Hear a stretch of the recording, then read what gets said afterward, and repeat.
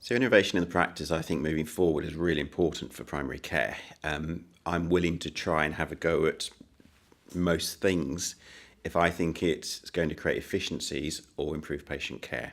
We're short on space, so we're trying to scan all of our Lloyd Georges onto the records, partly because it's more efficient.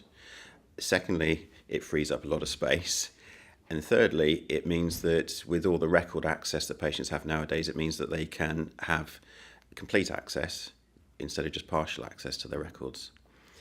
We are also developing or have developed a workflow system for GPs with letters.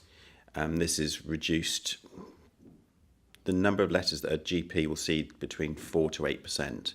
Those things are more effectively dealt with, so prescriptions are managed properly, medication changes are managed properly, they're added to the notes. Jobs that need to be done, they're done properly, whereas most GPs wouldn't be the most thorough in those jobs that they do from letters. We're also developing new ways of providing information for the patient. So I'm trying to remove all the patient notice boards in the waiting room that stay out of date. So we're planning on putting multiple screens across the rooms with multiple changes in patient information or practice information, how to use resources or social prescribing.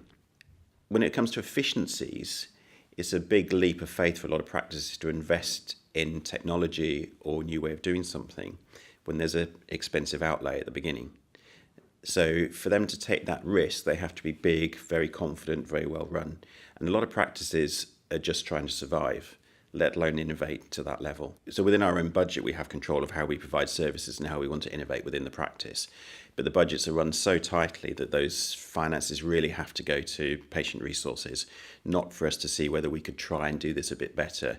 Because if it doesn't work, then we've wasted valuable finances.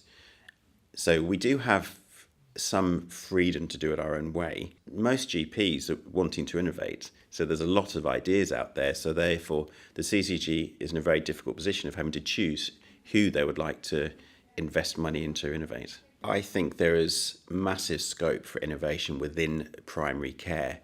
We can digitalise a lot of our services. We are leading many aspects of the health service in digital care, record keeping, online services. I think there is a huge amount that we can do that will not only improve our own efficiencies and cost effectiveness, but patient care and interaction with other healthcare providers such as secondary care.